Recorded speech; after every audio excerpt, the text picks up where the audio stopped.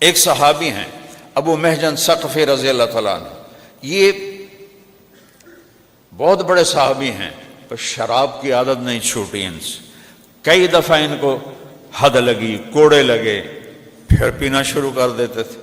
تو حضرت سعد نے حضرت عمر کو لکھا کہ میں ابو محجن کا کیا کروں؟ کہا اس کو قید میں رکھو، جب تک توبہ نہ کرے اس کو چھوڑو نہیں۔ تو انہوں نے ان کو وہی اسی قلعے کے نیچے کمرے میں بند کر دیا۔ ایرانی کو پلہ بھاری ہونے لگا تو ابو محجن تڑپ رہے کمرے میں کہ یا اللہ میں کیا کروں۔ تو حضرت سعد کی بیگم سلمہ ان کا گزر ہوا، کہنے لگے سلمہ یہ میرے بیڑیاں کھول دے اور مجھے گھوڑا اور تلوار دے دے، اگر میں شہید ہو گیا تو تھوڑی جان چھوٹ گئی، اور اگر میں بچ گیا تو میں واپس آ کے خود ہی بیڑیاں پہن لوں گا۔ تو وہ کہنے لگی اگر سعد کو پتہ چلا تو مجھ پر ناراض ہوں گے، اور آگے چل پڑیں۔ تو انہوں نے شعر پڑھا، کفا حزنا ان تلتقی الخیل بالقنا واترک مشدودا علی وفاقیا، میرے درد کے لیے یہی کافی ہے کہ سامنے حق و باطل ٹکرا رہے ہیں اور میں بیڑیوں میں بند پڑا ہوا ہوں۔ اذا قمت عنان الحدید غلقت علی مصاری قد تسم المنادیا، جب میں اٹھنے کی کوشش کرتا ہوں تو میرے لوہے کی بیڑیاں مجھے زمین پہ پھینک دیتی ہیں، اور میرے اور ان کے درمیان دیوار حائل ہے کمرے کی جو میری پکار کو باہر جانے ہی نہیں دیتی۔ جب یہ شعر حضرت سلمہ نے سنے تو ان کو رحم آ گیا، وہ واپس آئیں، انہوں نے دروازہ کھولا، اس کی بیڑیاں کھولی اور حضرت سعد کا گھوڑا دے دیا، اپنے خامند کا تلوار دے دی۔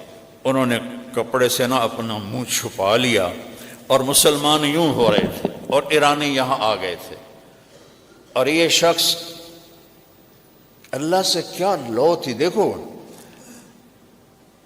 وہ انسان ہی نہیں جس سے خطا نہ ہو، خطا سے پاک صرف نبی ہوتا ہے اور کوئی نہیں ہوتا۔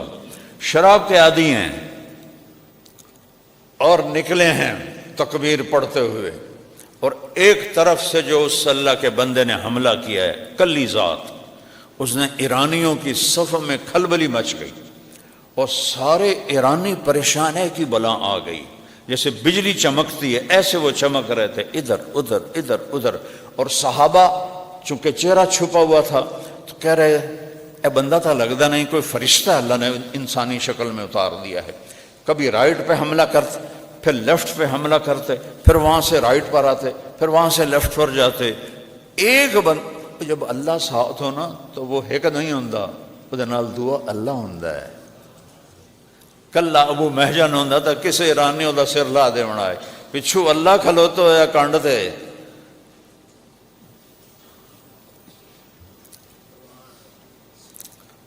تو وہ اس قدر کھلبلی مچی کہ ایرانی پیچھے ہٹنا شروع ہو گئے۔ ایک بندے نے ایران کے لشکر کے زور کو توڑ دیا، اور جو ہی ان کا زور ٹوٹا اور وہ پیچھے ہٹے تو انہوں نے اچھا حضرت سعد بن ابی وقاص اوپر بیٹھے ہوئے دیکھ رہے ہیں، کہنے لگے اے کون ہے بندہ، چونکہ چہرہ چھپا ہوا ہے، غور کر کے کہنے لگے اے گھوڑا تو میرا لگتا ہے پر وہ تو استبلج کھلوتا ہے، اور حملے دا انداز ابو محجن دا ہے، وہ جیلج پہ ہے، تو یہ کون ہے؟ تو پریشان ہو کر دیکھ رہے ہیں کہ الجولت جولت فرس، گھوڑے کی جو چھلانگ ہے وہ میرے گھوڑے جیسی ہے، وہ سولت ابی محجن، اور حملے کا انداز ابو محجن کا ہے، وہ قید میں ہے، گھوڑا میرا استبل میں ہے۔ یہ کیا بلا ہے جس نے پورے ایران کے لشکر 1,20,000 نو ایک بندہ گھما دے گئے؟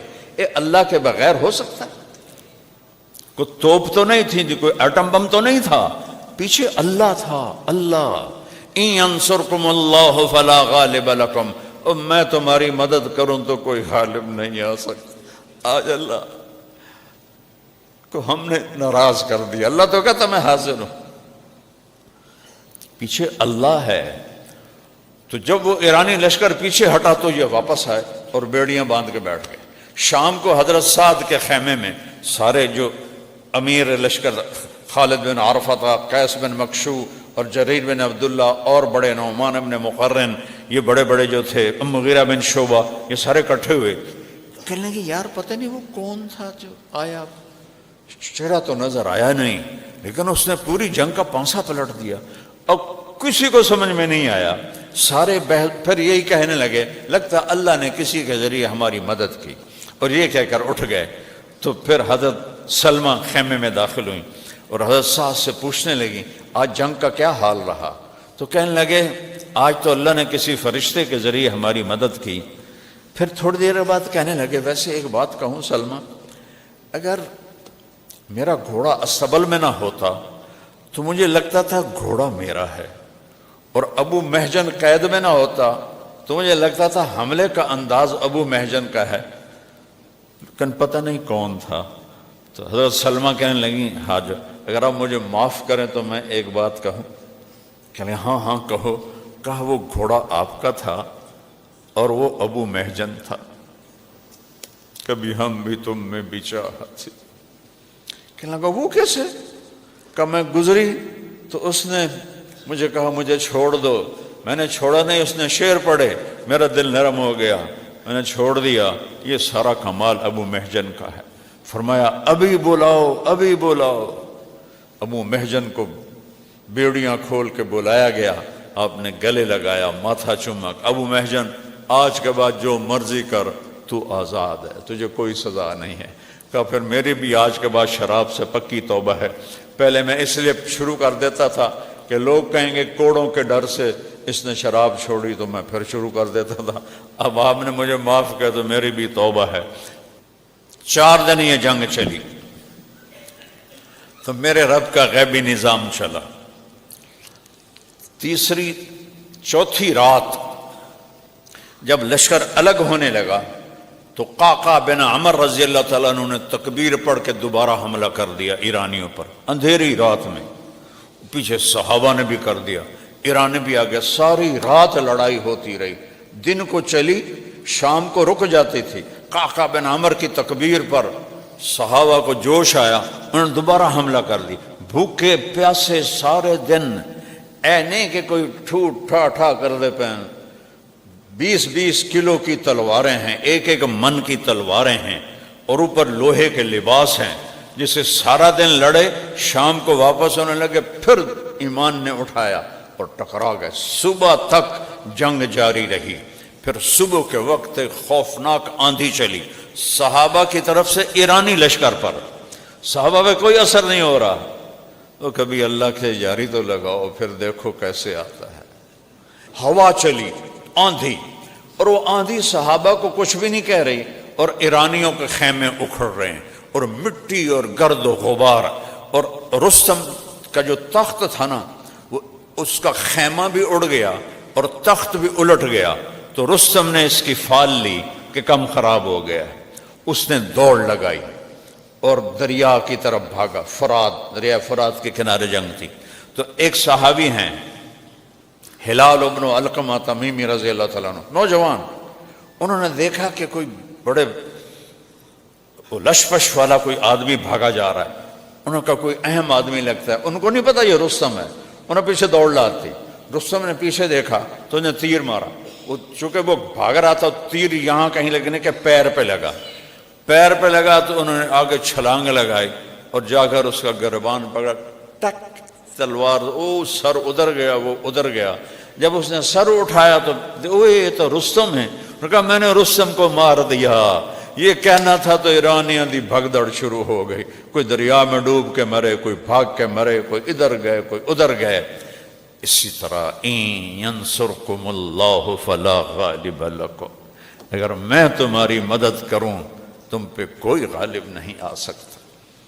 آگے مدائن پھر کبھی وہ سناؤں گا، چھوٹا سا سنا دیتا ہوں۔ دریا میں دجلہ میں خوفناک طوفان تھا اور عرب کے گھوڑے پانی کے عادی نہیں ہیں۔ حضرت سعد نے فرمایا میں نے دریا پار کرنا ہے، آج ہی کرنا ہے، لہذا سب تیاری کرو۔ کیا؟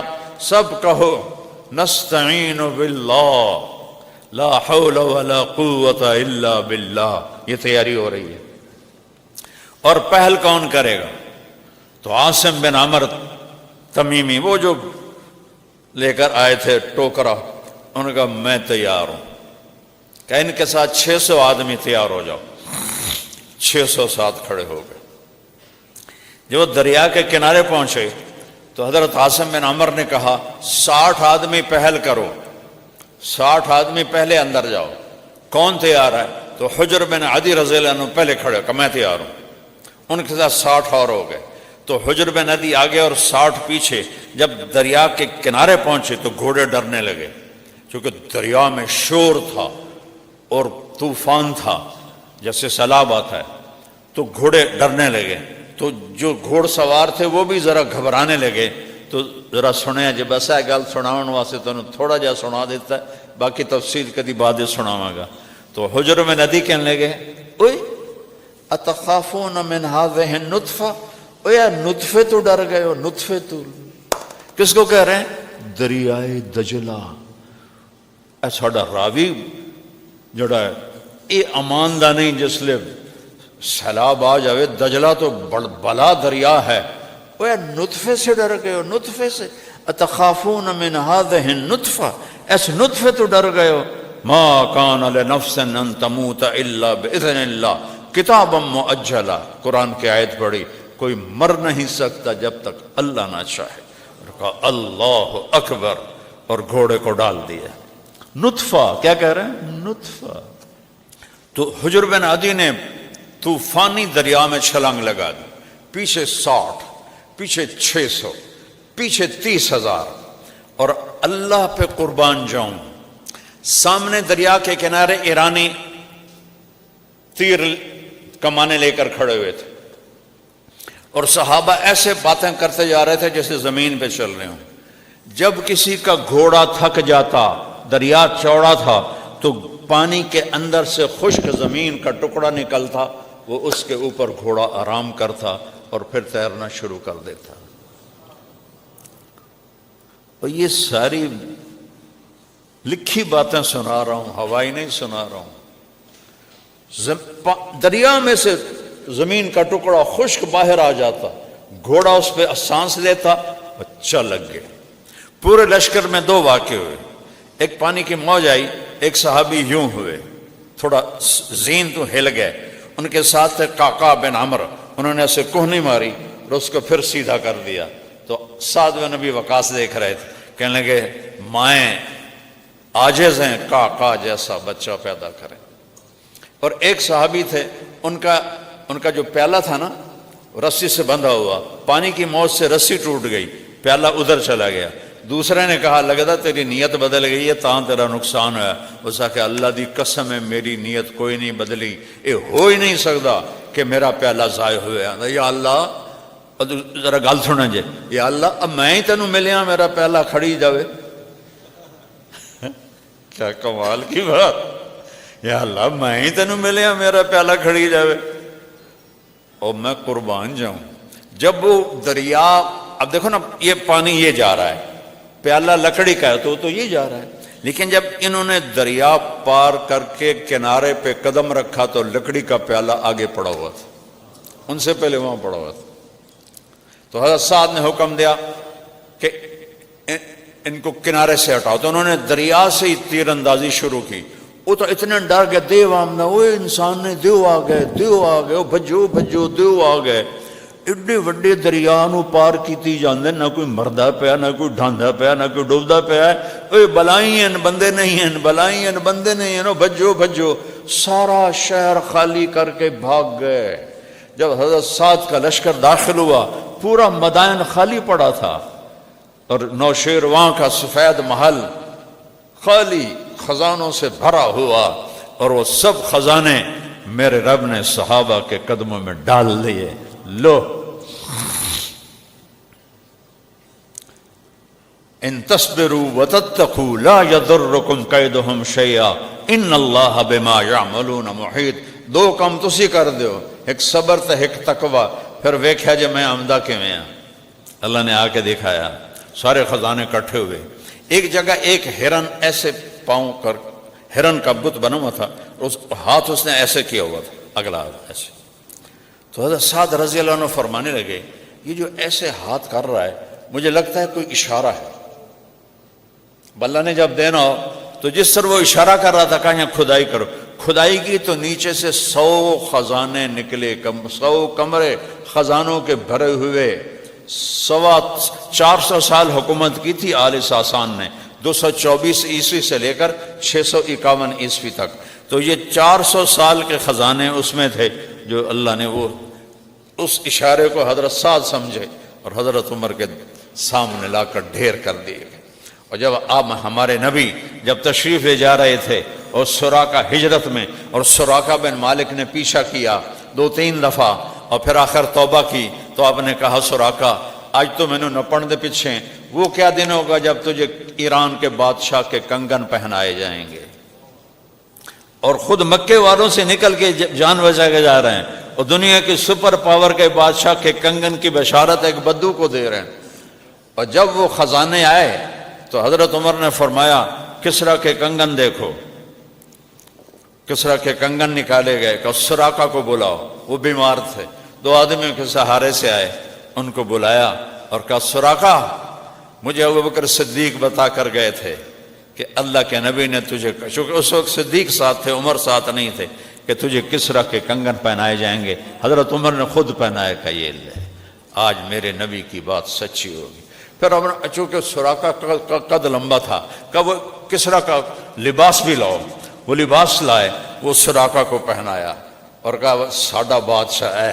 اس کو مسجد میں ادھر پھر آیا کہ یہ وہ خزانے ہیں جب لوگوں نے اللہ کی نافرمانی کی تو اللہ نے دوسری قوموں کو مالک کذالک وَأَوْرَثْنَاهَا قَوْمًا آخَرِينَ فَمَا بَقَتْ عَلَيْهِمُ السَّمَاءُ وَالْأَرْضُ وَمَا كَانُوا مُنظَرِينَ۔ توبہ کرو میرے علاقے کے لوگو، تمہارے ساتھ میں جتنی ہمدردی سے بات کر سکتا ہوں اور کہیں نہیں کر سکتا ہوں، میری رگیں ہیں یہاں، 500 سال سے میرے آباء و اجداد کی قبریں ہیں یہاں، تو لمبے پہ میرے خاندان نے کئی 100 سال حکومت کی ہے، اور جتنی ہمدردی میرے دل میں تمہاری ہو سکتی ہے کسی اور کی نہیں ہو سکتی۔ توبہ کرو، جوان سارے نوجوان بیٹھے ہو، بہت تھوڑے سفید داڑیاں والے ہیں، توبہ کرو اور اللہ کی بارگاہ میں جھکو، کبیرہ گناہوں سے توبہ کرو، نماز کو زندہ کرو، قرآن سیکھو، جھوٹ نہ بولو، زنا نہ کرو، شراب نہ پیو، دھوکہ نہ دو، فراڈ نہ کرو، ماں باپ کو دکھ نہ دو، پڑوسی کو دکھ نہ دو، کسی پر زیادتی نہ کرو، کسی کے ساتھ 2 نمبری نہ کرو، کاروبار میں ملاوٹ نہ کرو، کھوٹ نہ کرو، سچائی سے چلو۔ 10-15 چیزیں ہیں، یہ کر لو، دنیا بھی تمہاری، جنت بھی تمہاری۔ تو سارے نیت کرتے ہو بچے نوجوان، تو میرے ساتھ کہو یا اللہ میری توبہ، پھر زور سے کہو یا اللہ میری توبہ، پھر ایک دفعہ اور زور سے کہو یا اللہ میری توبہ۔ اب اگر آپ نے دل سے کہی ہے تو اللہ نے سب معاف کر دیے ہیں، اور پھر گھبرانے کی بات نہیں۔ اگر کبھی گناہ پھر ہو جائے تو کوئی ڈرن دی گل کوئی نہیں، پھر آ جائے گا یا اللہ میری توبہ، اللہ کہے گا چل جا معاف کی۔ ہاں کہ جتنی دفعہ آؤ گے میں معاف کر دوں، جب بھی آؤ گے میں معاف کر دوں، جس عمر میں آؤ گے میں معاف کر دوں۔ کوئی بڑھاپے جوانی کی قید کوئی نہیں ہے، بڑھاپے میں معافی مانگو، جوانی میں مانگو، صحت میں مانگو، بیماری میں مانگو، اللہ کہتا ہے ایک باری معافی مانگو میں معاف کر دے گا۔ تو اس لیے توبہ بہترین عمل ہے، اللہ کو راضی کرنا سب سے آسان کام ہے کہ وہ 1 سیکنڈ میں راضی ہو جاتا ہے۔ پھر کبھی کوئی گڑبڑ ہو جائے، پھر کوئی اللہ میری توبہ، اللہ کہے گا چل جا، پھر معاف کر دیتا ہے۔ میرے نبی نے فرمایا جو دن میں 100 دفعہ توبہ توڑے، 100 دفعہ مثال دی، اور ہر دفعہ توبہ کر لے تو اللہ ہر دفعہ خوشی سے معاف کر دیتا۔ اپنا پتر بھی 3-4 باری ہیٹ ہوتے ہوئے نا تو بندہ 2-4 لا کے انہوں یا دفعہ نکل جا میرے گھروں۔ اور میرا نبی کہہ رہا اور دن میں 100 دفعہ تم توبہ توڑو اور 100 دفعہ آ کے کہہ دو یا اللہ معافی، تو اللہ اتنی خوشی سے معاف کرتا ہے جتنا پہلی دفعہ معاف کیا تھا۔ اب بتاؤ کیسا اللہ ہے میرا آپ، کیسا کریم اللہ ہے، اور اللہ کو اپنے بندے کی توبہ سے بے حد خوشی ہوتی۔ نیت کر دو نا سارے بھائی،